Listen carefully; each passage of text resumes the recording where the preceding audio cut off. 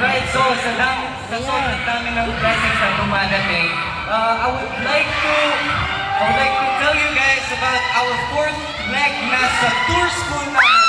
And it will be happening sa Santa Clara Parish School sa Pasay. And sa December 7, our 5th monthly FB Live Form Between!